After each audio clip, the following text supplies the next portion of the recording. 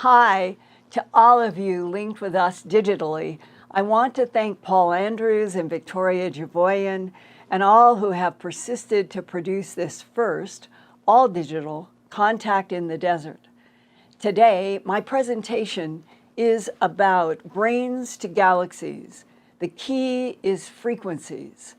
In other workshops I'm doing, I'll open up my ever-growing files about alien intelligences and mysterious agendas. If you would like to know more about my work, please see my books and documentaries at my news website, earthfiles.com, and visit every Wednesday night my live Earthfiles YouTube channel broadcasts with breaking news, Earth and space mysteries, UFO whistleblowers, and live questions and answers from viewers around the world. And now first, some background.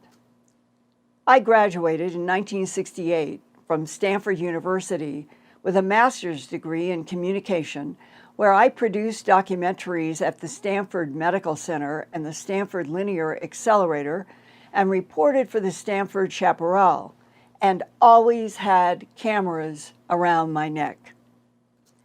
My goal was to report about science, environment, and medical breakthroughs in TV news.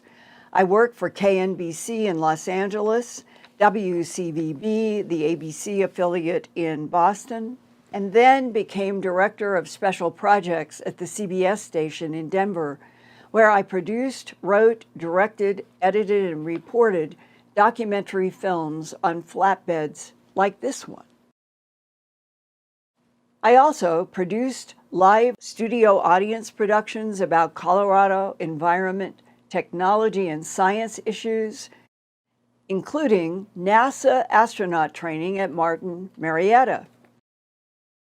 Then, in the summer of 1979, news erupted in Colorado about bloodless, trackless mutilations of cattle, horses, and other domestic and wild animal mutilations, in which there was no blood on the cuts and no tracks around the dead animal bodies, even when animals were lying in dry grass and dust.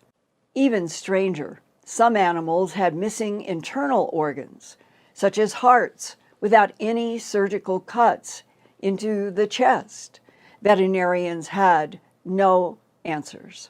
Then, when I contacted retired Logan County Sheriff Tex Graves, who had investigated dozens of bloodless mutilation cases, he told me, quote, "Linda, the perpetrators of these bloodless animal mutilations are creatures from outer space," close quote.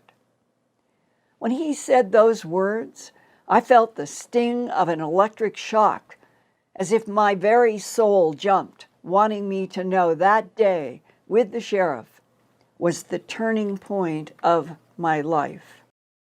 As if I were plucked from one path without UFOs and ETs onto another path in which UFOs, ETs, and the high strangeness of this universe would dominate my work for the next 42 years, right up to this 2021 Contact in the Desert virtual conference. But back in 1979, I didn't understand the irony that as I pursued answers to who or what was mutilating domestic and wild animals all over the world, that I was making contact, opening my mind for the first time in my life to the actual existence of other life in this universe. With every night watch that my crew and I saw strange moving lights in the sky above pastures, with every rancher who saw light beams projected from round lights in the sky that raised or lowered an animal in a beam of light, with every mile I traveled to ranches to gather tissues for pathology investigations, and with every broken hip and leg bones that meant the mutilated animal had been dropped from a high altitude, my mind was opening to the reality of other life forms interacting with our planet. But why? Why would they be harvesting tissues and fluids from so many Earth animals? How were they extracting large hearts and other organs from inside grown cows without any external cuts on the body and not a drop of blood inside the cow's chest? Could there be an existential survival urgency for the alien perpetrators?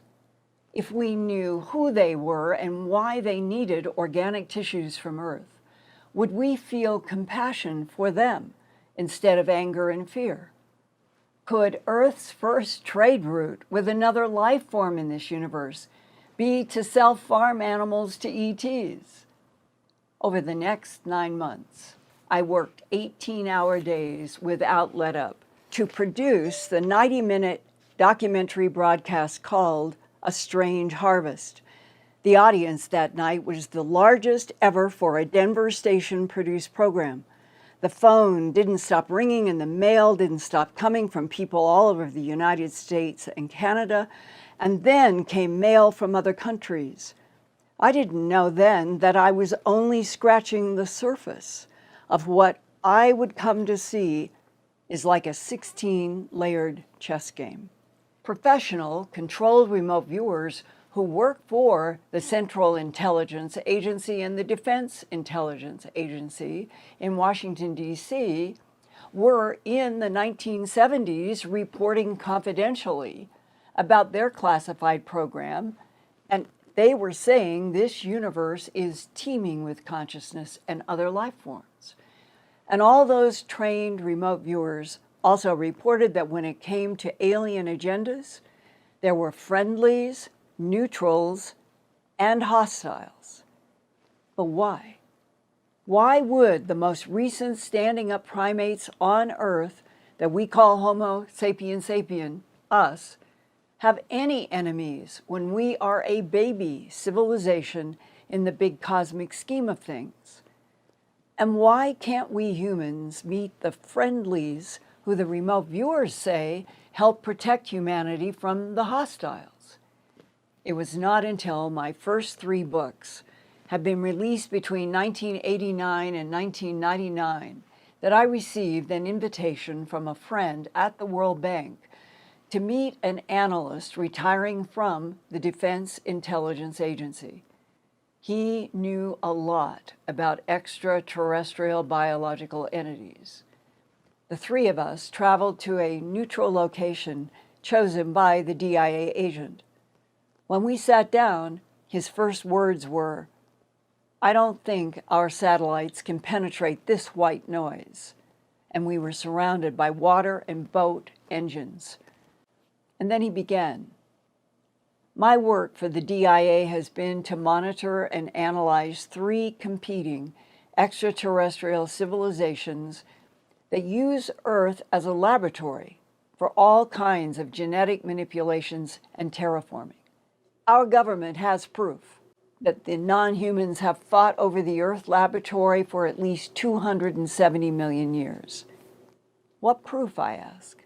He said, it's too dangerous for both of us to discuss, even in this white noise.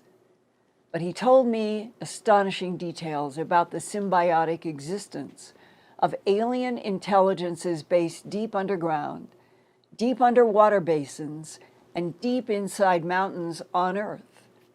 Their technologies neutralize gravity, provide complete invisibility, and 3-dimensional holographic camouflages that deceive humans. The variety of forms in which the aliens appear suggests not only different octaves of intelligence, but mixed forces at work with mixed motives within those octaves.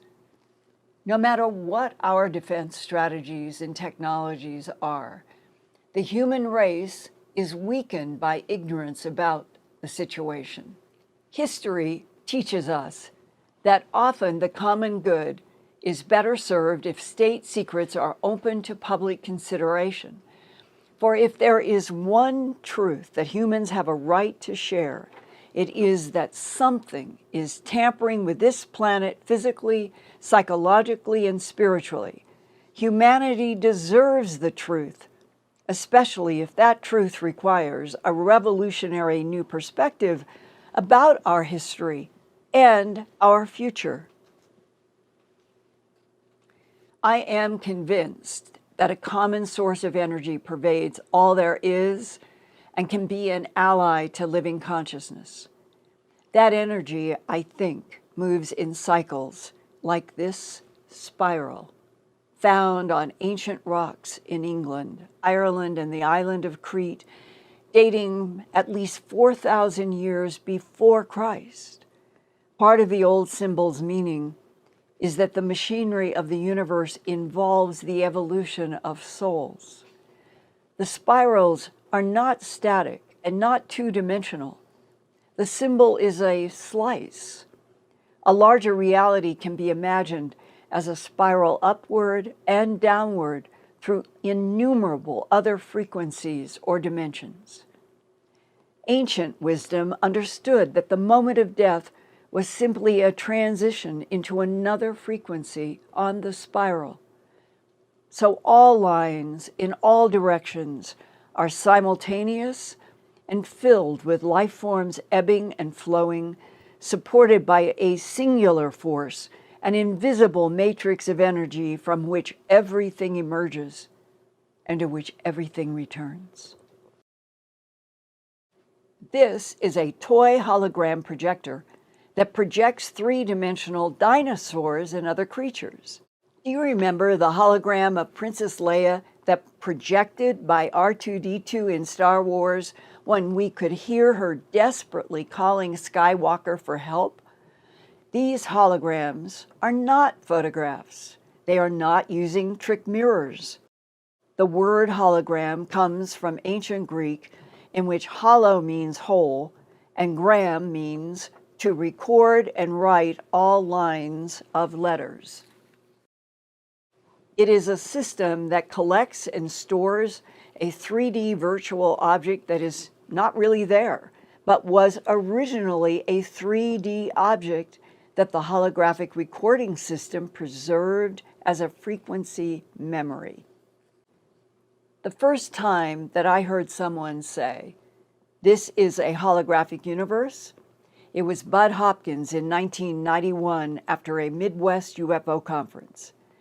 Bud had written the book Missing Time about people who describe being taken into UFOs by non-human beings. At that 1991 conference, everyone was talking about a newly released book entitled The Holographic Universe by Michael Talbot. The subtitles on the book's cover were a remarkable new theory of reality that explains the paranormal abilities of the mind, the latest frontiers of physics, and the unsolved riddles of brain and body. The author, Michael Talbot, was only 38 years old, and his mind-blowing hypothesis that our universe was being projected by something else, maybe from another dimension, was the topic of many discussions at that 1991 conference. Afterward, Bud and I had the same airline flight back east to New York and Philadelphia, where I lived at the time. We sat next to each other to talk about some new abduction cases, and he surprised me when he said, "I'll tell you something, confidential. Michael Talbot has been one of my UFO abduction cases, but he doesn't want anyone to know because he's afraid if people knew the truth, they might not read his book."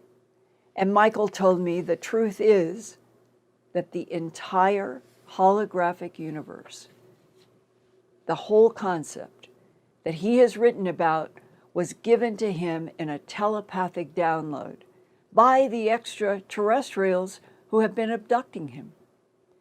Sadly, Michael Talbot died a year later at age 39 from lymphocytic leukemia. And then Bud Hopkins died in 2011.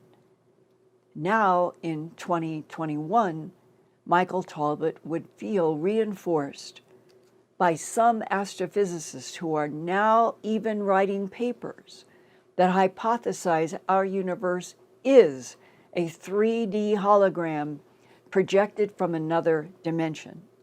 At the beginning of 2017, scientists from England, Canada, and Italy published in the Physical Review Letters what they call substantial evidence that our universe is holographic. This is one of their research illustrations, where time runs from left to right. On the far left is the gray and blurry holographic projection, not yet well defined, that carries what scientists call imprints of information to build stars and galaxies. Far right is the 3D holographic projection's geometric phase of trillions of galaxies, where Einstein's equations apply, and energy equals mass times the speed of light squared. It is those imprints of information in our universe's oldest 13.8 billion year old microwave background radiation, shown here, that suggests we are in a holographic universe. On Earth, our lives are dominated by solid matter, but people who have had near-death experiences or have traveled out of body or have been abducted by alien intelligences, they return to tell us that our matter world is a three-dimensional illusion projected from two-dimensional flat sheets imprinted with information. If we are in a 3D holographic universe, it has to be projected from another dimension or another universe, because you cannot have the holographic projector inside the hologram. And each detail in that 3D projection is produced from a different phase and amplitude of high-frequency electrical and magnetic waves of light. Perhaps the first human to envision this universe as a projected hologram was Emanuel Swedenborg. He lived from 1688 to 1772 in Sweden and became best known for his 1758 book, Heaven and Hell. He also became famous for his ability to enter deep trances to leave his body. He said he went to heaven and conversed with angels. Swedenborg said he was surprised to find that in heaven there are also spirits from other planets, an amazing public statement more than 300 years ago. And like our 21st century efforts to understand the true nature of this universe, Swedenborg's out-of-body experiences provoked him to say that even though humans live life as separate from one another, we are actually connected from the atomic level on up.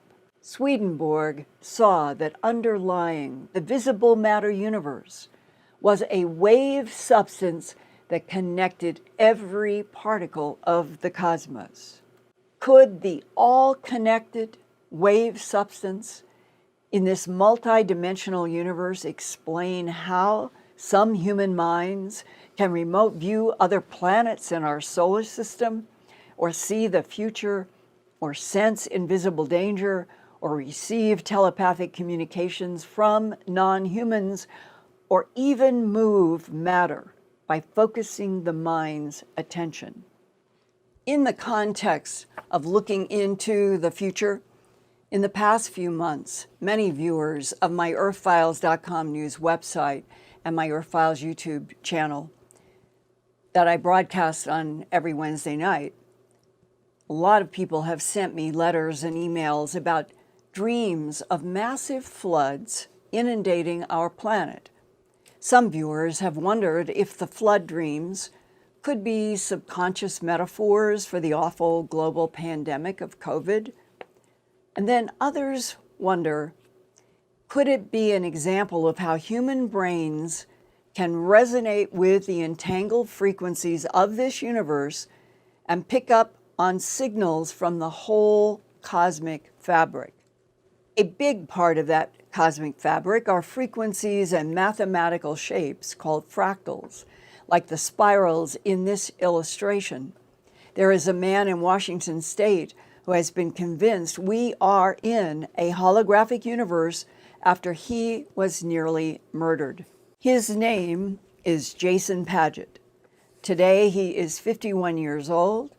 He had no education beyond high school and worked for his father in a mattress and sofa store. He had no interest in math and never heard the words holograms and fractals. But when Jason was 32 years old in 2002, he was nearly killed during a vicious beating by thugs at a karaoke hangout in Tacoma, Washington.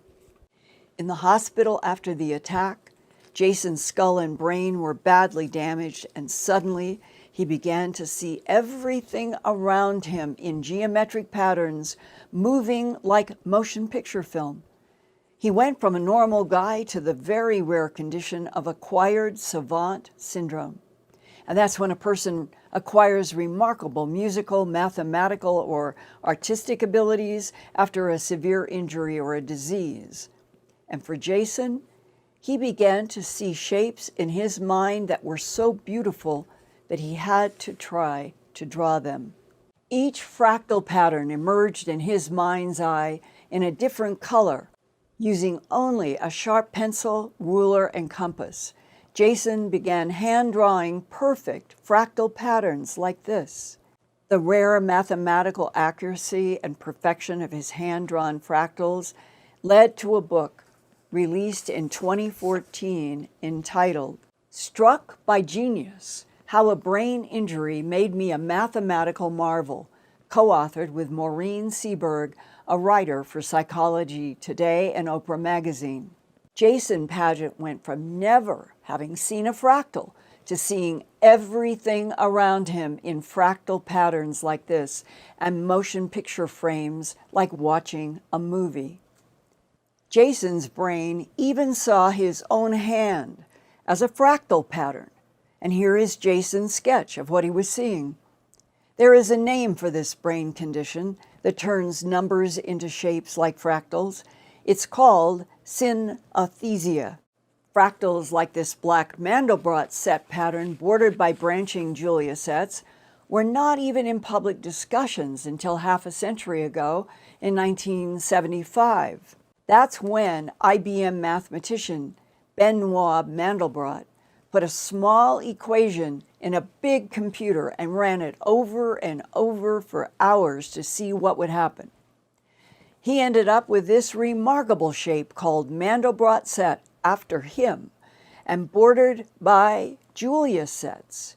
He called it a fractal after the Latin word fractus, meaning fractured. And the fractured pieces are all self-similar, exactly replicating the same patterns from the smallest to the largest scales.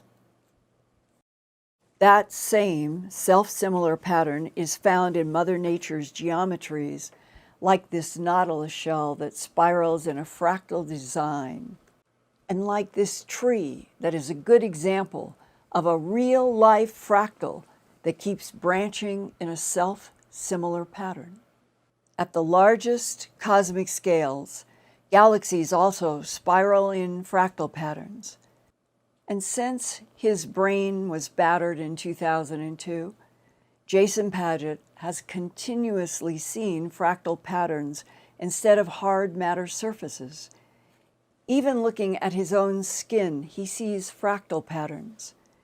Jason Paget also thinks that we are in a 3D holographic universe, where the key to everything is frequency, from the vibrating vacuum to fractals.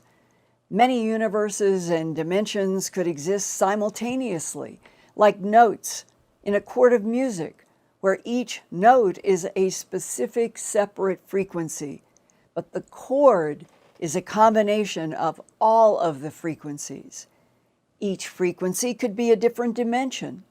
Some people, after encounters with non-human beings, say they are told that human souls are recycled in and out of many different container bodies in different dimensions, where each dimension is a different frequency. Some UFO experiencers say that reincarnation the recycling of souls, is the machinery of this universe. Here now is an excerpt from my discussion with Jason Paget in 2002, when he was 46 years old and he had been seeing fractals everywhere around him for 15 years. After the 2002 attack, what was the first difference that you noticed? The smoothness of how things look when they move was gone. Have you ever drawn a flip book on pages where you draw a cartoon character and you change it and then you flip the pages and it looks like the cartoon character is moving? Mm-hmm. It's like that, but real time. So when you flip the pages, you can tell it's jumping from one spot to the next. Right. And our brains normally smooth out that jumpiness so it appears to be continuous, even though it's not continuous. It's individual frames. And that's the way the universe works, too. You would see frames like we were looking at video or movie frames moving. Yes, yes. My brain isn't smoothing them out. We are jumping through space-time. So there's like a million, billion picture frames per second in the real universe. That's that quantum leap that you always hear people talk about. Is it true that you also are seeing pixelations the way we think of digital pixelations on a computer? Exactly. That is what was one of the most beautiful things about it, is that it makes everything that moves look like it's moving relative to a grid. In fact, when light bounces off water, it builds a grid, what appears to be a two-dimensional hexagon lattice or a three-dimensional grid. And space-time is a three-dimensional grid structure. So imagine like a piece of graph paper in algebra. Space-time is like this 3D grid, and the pixels are something called the Planck length. The Planck length is the tiniest piece of space that can exist. There's nothing smaller can be observed than the Planck length. A good way to think about it is like we want to observe something. We're hitting it with photons. The photons are emitted back, and we see the geometry of what we're trying to observe. When you try to squeeze two light waves into a space that is smaller than the Planck length, it causes that tiny region of space to collapse into a black hole, which then absorbs the photons, and there's nothing left to observe. So everything in the universe is made up of these exact Planck lengths. So think of the universe as being just like a TV screen where the tiniest of the pixels get are one Planck length, like squares with one Planck length on each side. In the spring of 2016, there was a conference held back east in which Neil deGrasse and Elon Musk and others came together on the question, are we living in a digital computer simulated universe? It definitely seems to operate exactly like the holographic universe principle. The holographic universe, you can overlay a grid of Planck length pixels like on the room that you're in, and what is on each one of those little pixels describes reality. Mm-hmm. If we are in a computer simulated universe created by some other advanced intelligence, what are we humans? Everything is just pure geometry. And all equations that exist are always describing geometry. So geometry or shapes is what math is. Is it possible that the dark matter and the dark energy relate to this concept that we are actually in someone else's advanced intelligence experiment, a creation of a simulated computer universe? It's possible. Physicists talk about how there could be different cosmological constants. A cosmological constant that's much bigger than the one that we have would rip the universe apart, and one that was smaller would make the universe contract and collapse back into a singularity. If we were in a universe that didn't have this cosmological constant, the way it is, it couldn't exist, because those universes with a cosmological constant that aren't exactly as this one don't ever exist long enough for life to evolve. Well, Good at Harvard has had the hypothesis that there are an infinite number of universes. We are in one. Is it possible that all the other universes, if they exist, have different physics? Yes. When I think about how the universe and the multiverse works, every time I come down to thinking and believing, even though I can't prove it, I am a firm believer in the multiverse theory because it always comes down to fractals. But who would set it in motion? The one thing that just is geometry. And geometry is numbers. All equations are just geometry, and geometry is space. What you need to have space is nothing. The emptiness, vastness, nothing of space is geometry. And then you have all equations. When I talk to professors or friends, I always try to tell them, try to think of something that doesn't have geometry. Anything. And so far, nobody's ever been able to think of anything. Even thought itself is a brain wave that leaves our head. That's energy that interacts with things on a tiny quantum level. So it's geometry. Do you think in your mind now, after being struck by genius, that there is a fractal structure to the universe? And what I'm thinking of is myself and many others were introduced for the first time to fractals through the crop formations going back to the 1980s and the early 1990s. One was the Mandelbrot that is defined on the edges by Julia sets. Right. If the Mandelbrot is defined on the edges by the Julia sets, is there something fundamental about the Mandelbrot and the Julia sets as a structure that our universe may mimic? Absolutely. The definition of a fractal is it's a shape that when you decompose it into pieces, the pieces are the same as the whole. And so the universe, by being this giant 3D grid structure, breaks down into tiny little smaller 3D grid structures, which breaks into smaller grids, which breaks into smaller grids. So the universe itself is a perfect fractal. You take it apart into pieces, the pieces are the same as the whole. And the Mandelbrot set is an equation that is being put onto a computer screen grid. Do you have any conceptual image that has ever come into your brain since you were beat up that you think comes close to what the actual universe structure is? The way that I view everything is just basically as waves. And the universe itself is like a wave that is rippling outwards, like a fractal. I'm looking at your beautiful sketch. You call it the quantum hand. Is there a relationship in your illustration to what appears to look like light coming from the center of the hand to photons and to the concept that all matter is frozen light and that we are, in essence, photons? Yes, I believe everything is light, and everything is moving through space-time exactly at the speed of light. So light is absolutely paramount to everything. And is that why some people's hands can heal? The more I get into it, the more I have a hard time discounting anything, because the universe is so much weirder than science fiction.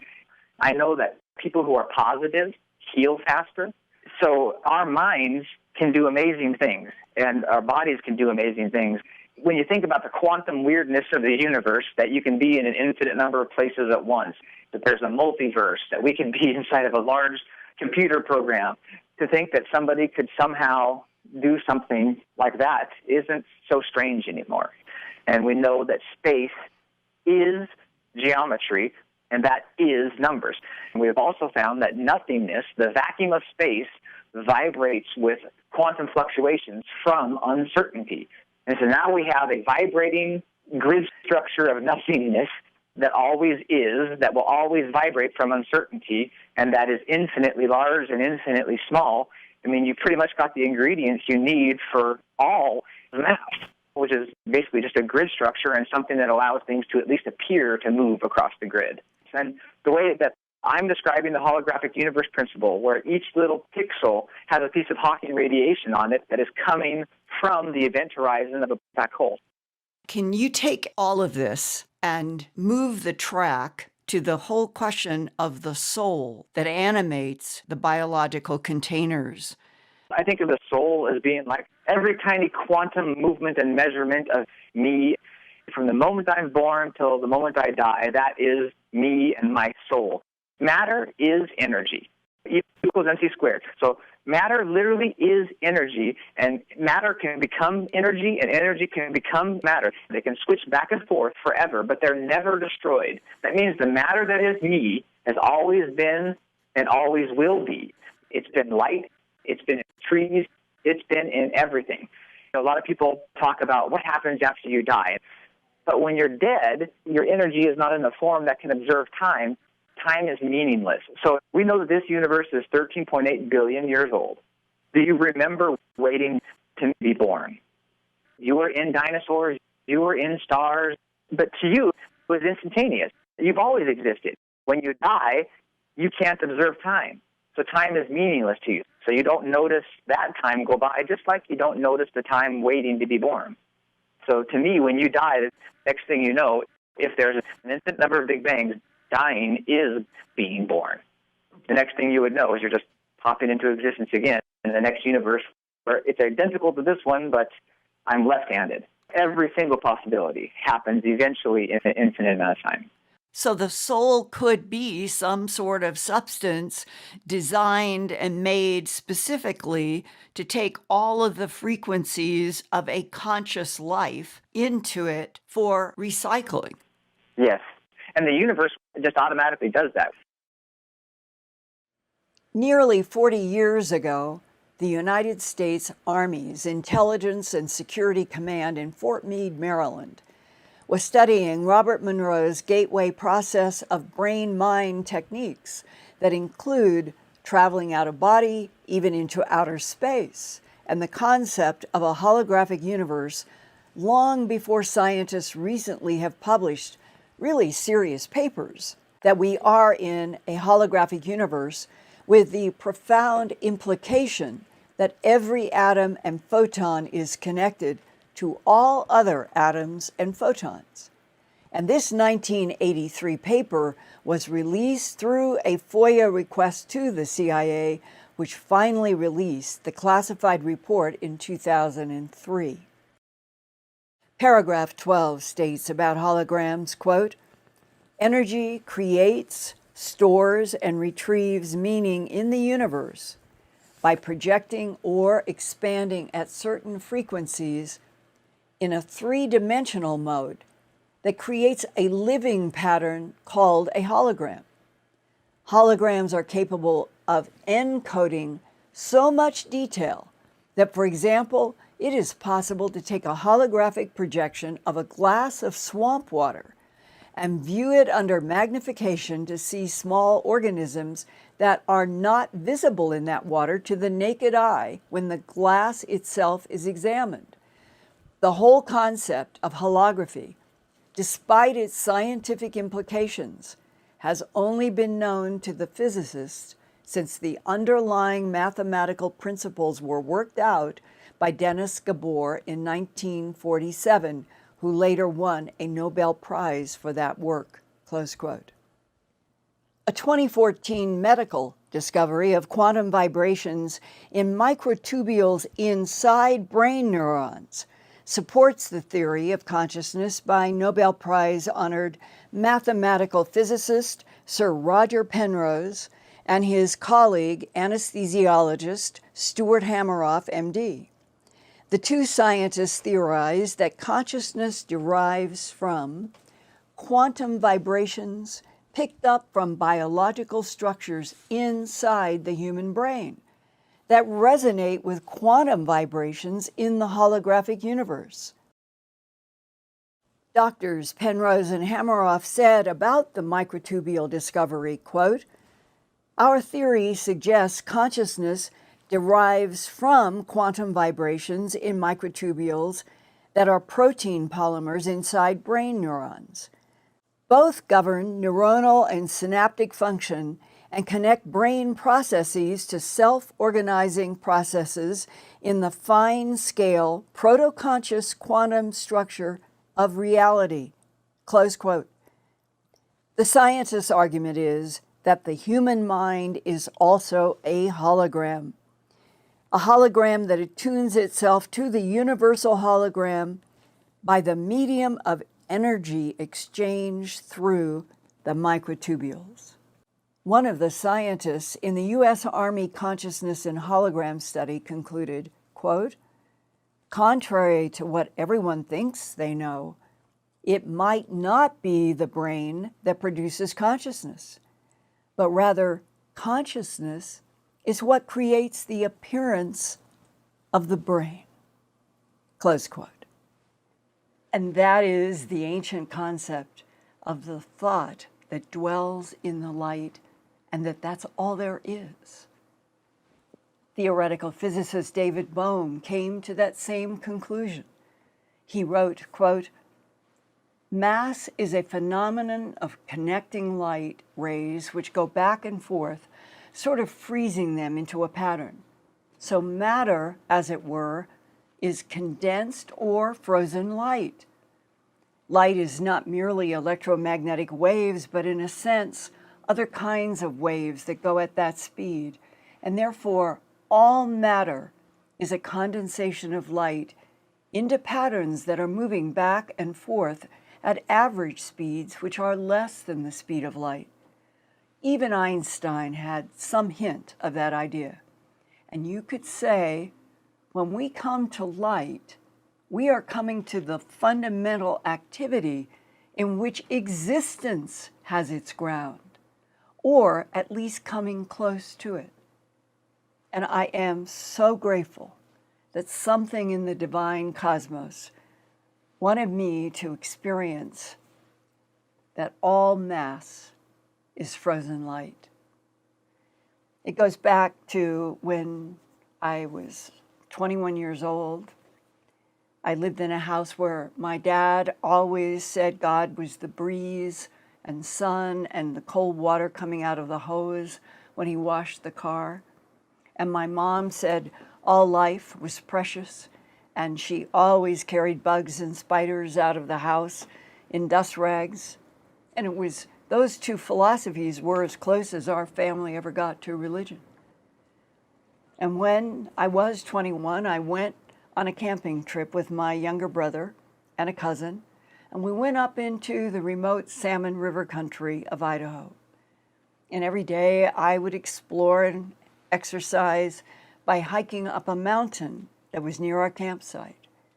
And late one afternoon, as I was walking back down, I saw orange gold beams of light. They were coming down through some lodgepole pine.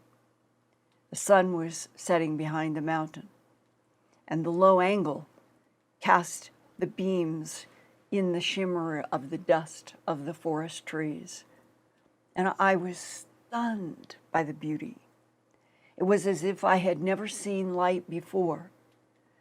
And I began to walk toward these rays of light. I wanted to just get close. I wanted to get into them. I can clearly remember that as I moved toward the light, that my arms and my legs started moving like in slow motion, like if you sped up a camera. I went really slowly toward these stunning orange, yellow beams of light. And then my next memory is being further down the mountain, and near my feet, I see a small blooming wildflower. And the petals were pulsing with an intense white light, and it was edged by this orchid glow. It was beautiful. I was confused.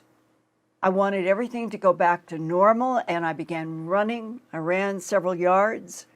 And when I stopped, the pulsing light had spread to all of the blooming wildflowers as far as I could see. And behind me, I turned, and the mountain, it was moving as if it were breathing. And then the silhouette, as it slowly seemed to be breathing, a few stars came out right above the mountain. And they were pulsating with the same orchid white light that was in all of the wildflowers as far as I could see. And then, as if an unseen force gently took hold of my arms, I watched. I wasn't doing the lifting. Something was bringing my hands up in front of my face. And I heard a thought voice in my mind say, "You are one with the light. The light is one with you. and you are in the hands of God forever.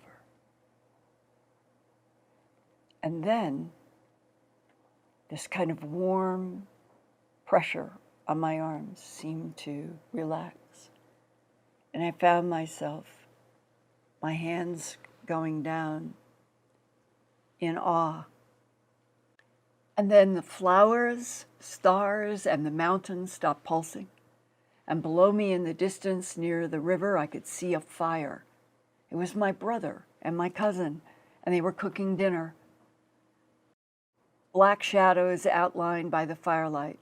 It was as though someone had lifted up the surface around me for a while to let me see what was really underneath, pulsing light.